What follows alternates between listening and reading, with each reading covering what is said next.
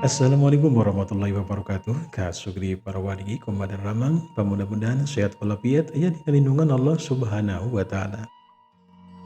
Dina dengan tanya semuanya maris neraskan jajar cerita Sunda resep ngusep dina bagian anu duana. Mangga der urang ngawitan bae.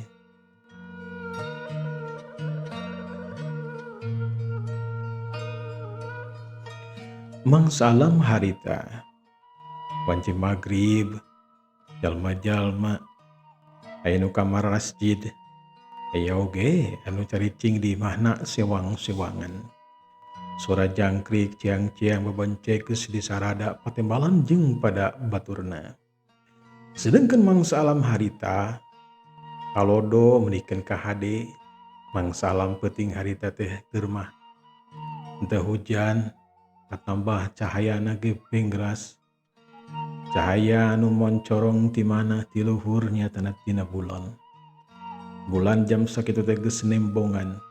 Puguh bae jalma-jalma di lemur Ciasem teh bungaheun. Lantaran mun kacai teh mah henteu poek kasorot ku cahaya bulan anu sakitu mabra. Di jero pasigit harita aya 5 urang jalma dipingpin ku palebe. Palebe anu katelah Mang Bandi.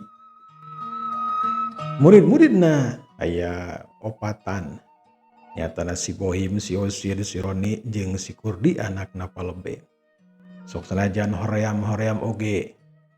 Kapaksa bae nu opatan teh masih kene sila mendeko ngabandungan caritaan-caritaan palebe anu sakitu hadena.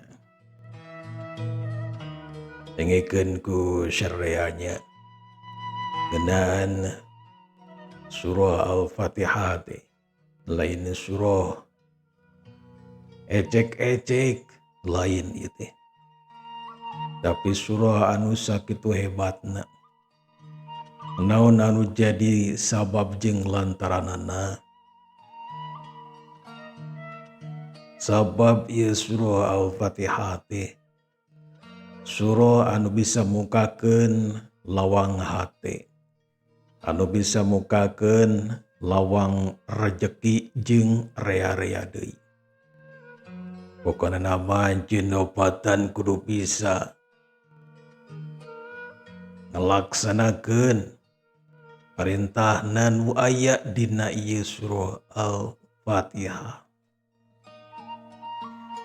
Nu kahijina urang pedari sok bandungan ku syarrea.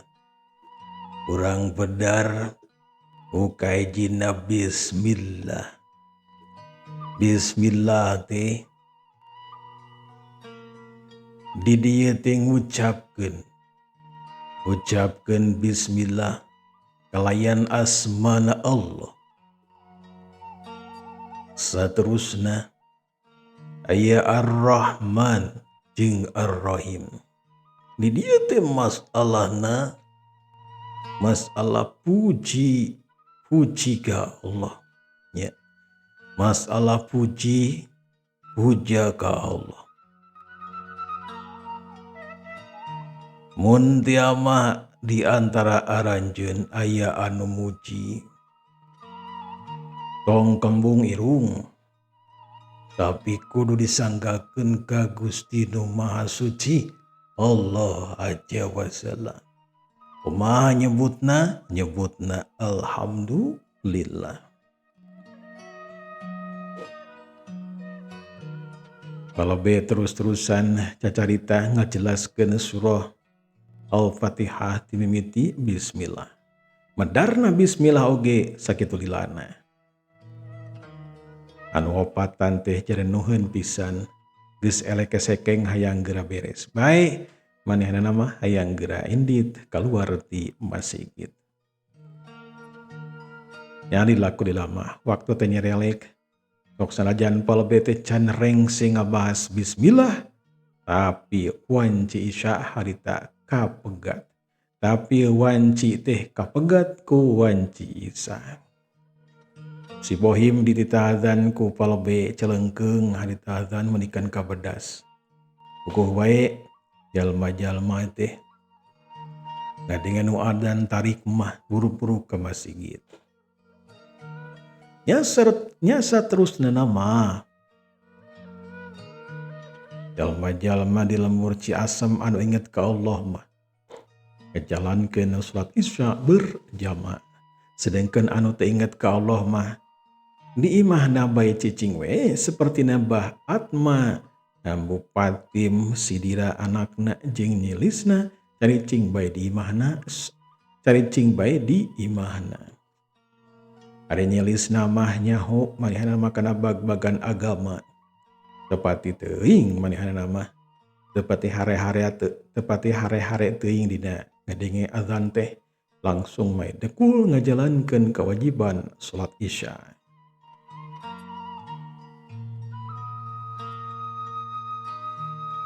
Ya sarengsina ngajalankeun salat Isya berjamaah si Bohim, Osid jeung si Roni katu teh si Kurdi teh ninggalkeun masjid.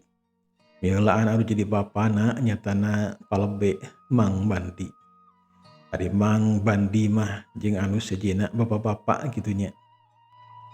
Ngajalankeun pasunatan heula nyatana pasunatan ba'diyah Isya ditambah jeung witir tapi nu opatan mah harita langsung bae balik ka imahna. Urang kocapkeun bae si Bohim papisah jeung tilu baturna lantaran imahna beda. Osid jeung si Roni teu janjian bakal papanggih deui dina peuting harita mah arek sare cenah lantaran tunduh geus gawe ti beurangna. Si Bohim oge mungeun ulin peuting harita mah langsung kebat ka imahna. Satepena ka imah langsung bae mukakeun panto. Si Bohim dina palabah dinya mah geus dibiasakeun ku Ambu Cimot sangkan kudu salam heula. Harita oge si Bohim ucapkeun salam. Ambu Cimot anu geus rengseng ngajalankeun salat Isya langsung ngajawab kana salamna si Bohim. Sageus kitu mah si Bohim teh muru ka anggon atanapi ka kamarna.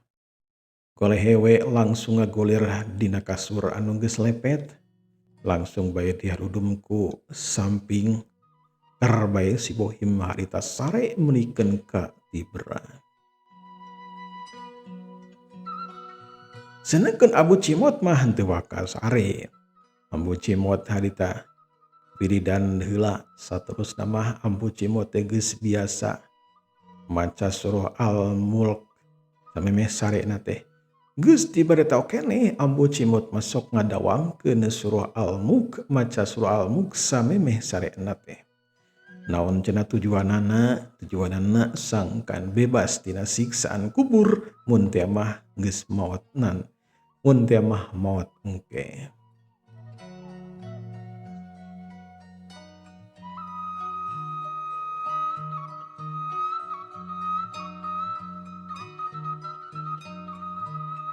Beuting harita para kaum dangu sadayana di lemur Ciasem harita rehe comre. Ronda mah ronda aya eta ronda teh ngan teu nepikeun ka tengah peuting. Aya 2 urang ronda anu aya di pos ronda. Manehna tugaskeun ku Pak RT sangkan ngaronda. Kulantaran anu ngaronda teh ngan 2an da biasana mah 5an, anu 3an ting ka mana eueuh beja-bejana acan. Diteang ka imahna oge eueuh anu muka panto nya tungtungna mah anu 2an teh balik we ka imahna masing-masing guher sare menikeun ka tibra. Kasugri para wargi panjangna mangsa alam teu kacaturkeun dina ujaring carita kiwari urang kocapkeun dina mangsa alam isukna besok-esuk. Si Bohim saperti biasa manehna teh sasarap jeung anu jadi indungna. Lauk menang nguseup teh aya keneh sok sanajan ngan kari cocokna kuduaan teh diimeutan menikeun ka seep menikeun ka ledis.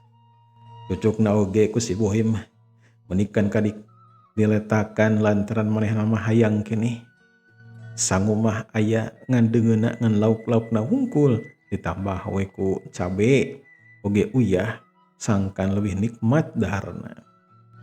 Ambu Cimot bunga lantaran bisa dahar dina poe harita. Esukna atawa dina poe isukan cantang tu ambu cimot teh dahar jeung lauk. Nu mata ambu cimot ngadua ka Allah Ta'ala sangkan si Bohim bisa hasil ngusupna ulah nepikeun ka balik teh teu meunang hiji-hiji acan.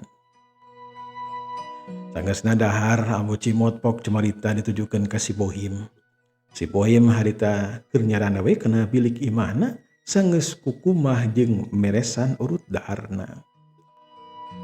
Bohim, dina poe ayeuna nah mane masih kene arek nguseup atawa arek ka mana? Inya puguwe atuh ambu. Masih kena nguseup atuh. Birakun teu nguseup anu pan resep nguseup teh ih. Dibere tomola pan nguseup ulah ditinggalkeun ieu mah geus turun temurun ulah ditinggal-tinggal ah. Pamali ambu ulah ditinggalkeun. Doakeun we ku ambu atunya. Kuring teh bisa bebeunangan hasil anu dipimaksud gitu. Pokona mah sing loba laukna. Ya lumayan we dua oge da kadahar atuh pan ku ambu geuninganan sakitu ngeunahna sakitu nikmatna nikmat pisan ambu. Pokona mah lah lejat pokona mah gitu. Atuh ari arek deui maju atuh grindit maneh teh. Ketang kumaha atuh maneh teh jeung nyilisna teh geus kumaha kapanan bejana teh maneh teh geus ngahiji lain geus naon teh geus bobogohan cenah mah maneh teh Bohim. Ari bobogohan mah memang jeung jelisna teh geus bobogohan tapi nyeta teu dambu. Sieun kudu jadi bapana da bakal nagih hutang apan hutang si Abah ge can lunas nepikeun ka ayeuna jeung di hutangna pan gede unggal poe bungana teh aya we geuninganan. Mun geus bungana loba apana jadi lieur keserea pan ka kuring jeung ka ambu. Ari cek ambu mah tusuk we tuluykeun hubungan teh. Ngan kudu bebeja we ka Bah Atma jeung Abu Patim da urang mah teu bogana naon gitu. Ya bogana naon urang mah harta bandang dengan sia kieu-kieuna jadi ari ngalamar mah jigana teh era ambu teh Bohim era pisan. Udah masalah era mah kuring ge era teh ambu tapi da kumaha geuning nyelisna teh ngabeberik wae sok ka dieu geuninganan ngabeberik wae ka kuring ditolak kumaha da bisi ngamek Baat mah ditarima geus sarua sabenerna mah sieun. Tapi sok sanajan gitu dek dijalankeun be gitu sugah-susuganan we atuh bisa mayar hutang si Abah ku cara kawin ka nyelisna itu ambu. Ambu ge ngarti Bohim. Ambu cimot harita netep ka si Bohim. Sedangkan si Bohim mah harita nitip ke nawang panto anu kabeneran eta panto teu dibuka. Kadenge sora manuk menikeun karajat dina tatangkalan. Ayam jago oge kadenge kongkrongok mata kelar jeung mata kuas. Kerjongjon harita sing haruleng kitu aya nu datang ka dinya ka imahna ambu cimot. Tetela nu datang teh nyatana Bah Atma dibarengan ku nyelisna. Bah Atma ente salam heula langsung we asup ka imahna bicimot atuh pugu we. Ambu cimot teh kaget lantaran aya semah anu ujug-ujug asup ka jero imah. Cimot aya di imah tawan deui maneh teh Cimot. Yo dewe kieu datang yo, Bah Atma yo. Ambu cimot ngagurubug si Bohim oge sarua ngagurubug. Aya Bah. Di dia Bah ka jero. Cek ambu cimot nemalan berjeng nangtung ngabagjakeun ka Bah Atma.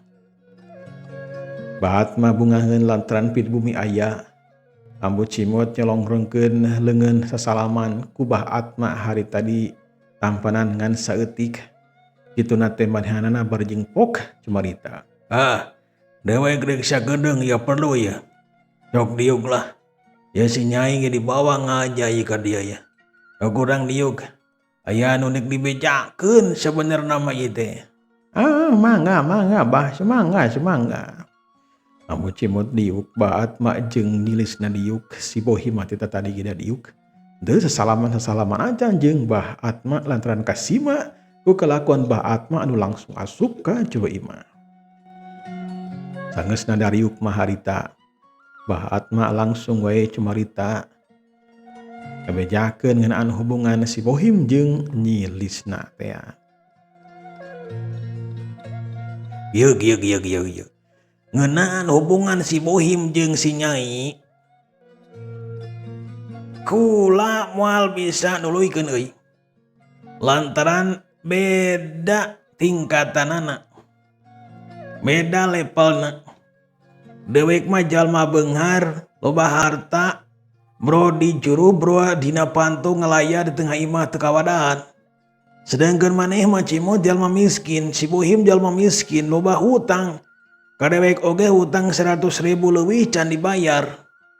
Jadi teu mimiti ayeuna mah maneh teh Bohim ulah ngadegetan si Nyai, niatana nyelisna rek dikawinkeun ka jajaka anu beunghar ti kota. Kadenge teu maneh teh Bohim, kadenge teu euy. Ya kadang waktu bah nya jama kumaha abah we ngiringan dari kuring mah ngarumasakeun teu bukan naon jeung teu pantes deui. Babarengan jeung si Nyai teh teu pantes. Tah geuningan eta sia ngaku geuningan nyari kaharti jeung aku mah. Syukur. Kumaha Nyai? Kadangu ku Nyai. Keputusan Abah teu bisa diganggu gugat teu mimiti ayeuna. Pokona mah Nyai ulah ngadeukeutan ka si Bohim lantaran Nyai dikawinkeun ka jajaka anu kasep, ka jajaka anu beunghar urang kota. Ayeuna mah hayu urang balik. Sakitu bae. Ti kula mah ambunya sakitu tah. Ade bayar hutang mun saminggu ti semet ayeuna kaharep saminggu lah. Mun teu mah teu dibayar, maka bungana bakal tikel-tikel. Anu asal 100.000 leuwih bisa wae bakal jadi 150.000 hutang ajeun di Cimot. Ambu Cimot harita kaget. Hutang geus diunggit-unggit deui bari jeung bungana teh tikel-tikel. Sedangkan si Bohim ngan saku ngarahuh bae manehna mah teu bisa majar kumaha. Ari nyilisna harita ceurik manehna teh ngerasa di bibirang sebenarnya mah dihareupeun Ambu Cimot oge si Bohim. Adat pasipatan anu jadi bapanya tan bah Atma teh merkedawang teu bisa dikukumaha. Diharewosan diolog ya teu bisa. Kaputusan teh geus aya dina leungeun bah Atma. Bah Atma ngagedik kaluar ti juru imah saterusna mah indi tinggalkeun imahna Ambu Cimot. Sedangkan nyilisna masih kene aya di dinya. Nyilisna teu buru-buru indi ti dinya. Nyilisna netep ka si Bohim, netep ka Ambu Cimot. Barang-bang bae nyilisna teh lumpat. Ngegebrug harita ka Ambu Cimot minta dihampuran. Ambu hapunten pisan kana carosan si Abah tangtosna bae ngarahetkeun kana manah Ambu. Oge Kang Bohim hapunten pisan we kana sasauran si Abah Kang. Nyilisna caritaanana atawa nyaritana berjeng dumarida. Ku Ambu Cimot dirangkul diusapan malahan mah sirahna teh. Sedangkan si Bohim mah teu wadian nyabakeun nyilisna lantaran lain muhrim. Jeung si Bohim teh teu bareta oge teu pati hayang ka nyilisna teh lantaran aya keneh wanuja sejen anu dipikah hayang ku dirina. Naon Nyai? Ambu mada geus nyaho kana adat pasipatan tuang ramakeun be teu naon. Jung ayeuna mah Ambu lain ngusir ka hidup. Lain ngusir. Tapi ieu mah keur kahadean hidup. Jung we geura mulih bisi tia mah si Abah bendu. Sok geura mulih ka itu.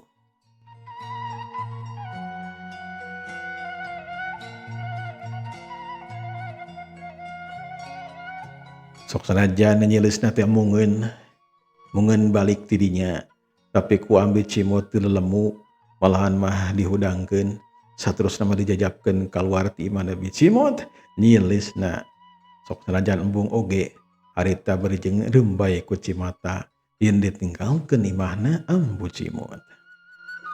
Sanggeusna nyilisna teh ninggalkeun imahna Ambu Cimot.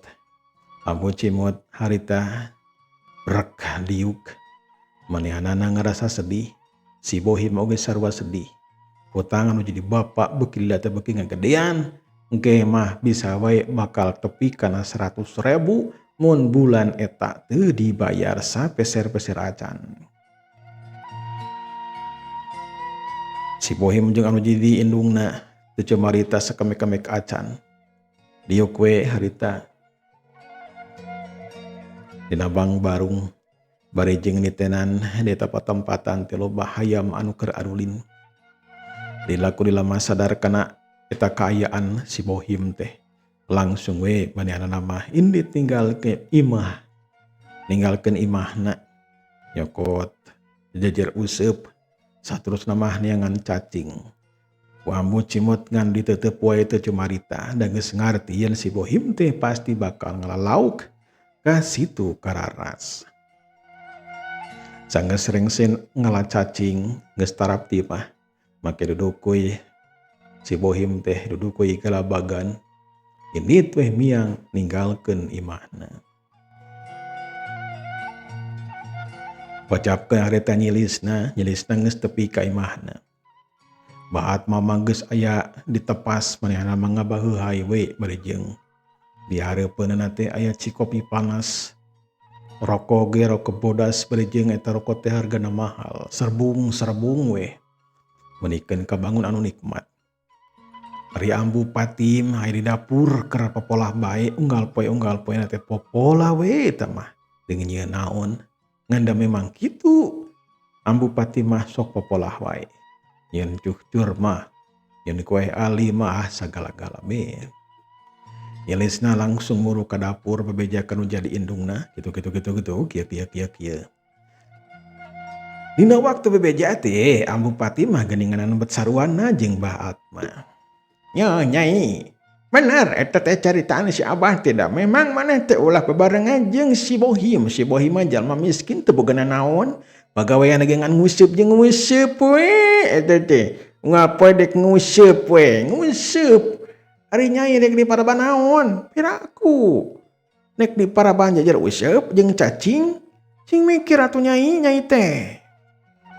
Pokoe nyilisna teh kaget ceritaan Ambu Patim bet kitu sugan teh bakal narima kana curahan hatena.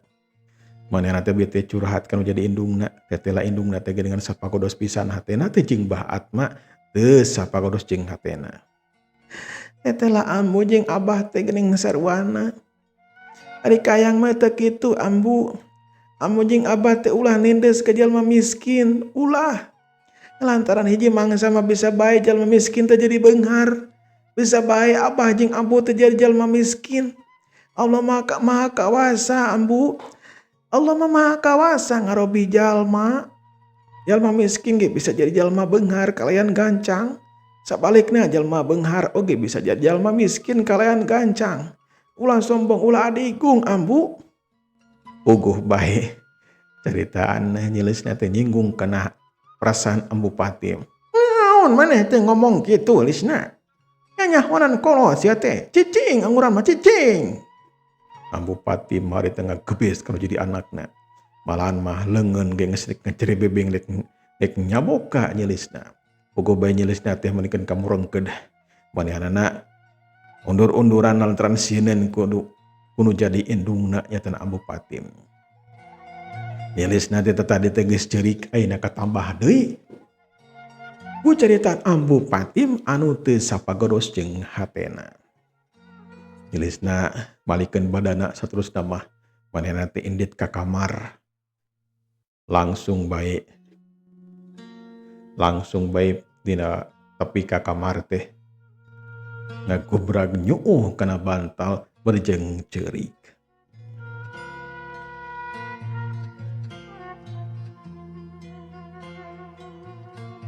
Nyilisna ceurikna teh menikeun katarik kadenge ku Mbah Atma ge. Tapi ku baat mah diantepkeun bae, ku ambu patim diantepkeun deui. Sedangkan si Dira nyatana lancekna nyilisna geus eueuh ti imahna teh geus ulin jeung anu jadi baturna. Baladna si Dira teh nyatana si Kurdi, si Tamim baladna teh tiluan eta mah geus CS we. Geus nyees ka mana-mana oge, lamun aya si Dira tangtu si Kurdi jeung Tamim aya. Ari tau ge si Dira teh ngajakan ulin ka si Kurdi jeung si Tamim. Ngajakan ulin ka mana? Nyatana ngajakan ulin teh ka situ Kararas. Si Dira geus nyahoeun yen si Bohim sok nguseup di situ Kararas. Si Dira teh rek ngera-ngera ka si Bohim. Malahan mah mal kagok cenah. Rek nampiling, rek disiksa si Bohim teh lantaran mika bogoh kanu jadi adina. Geuleuh perantos seep waktosna para kaum sadayananya. Insyaallah dinten anjing urang teraskeun dina bagian anu katiluna. Wassalamualaikum warahmatullahi wabarakatuh.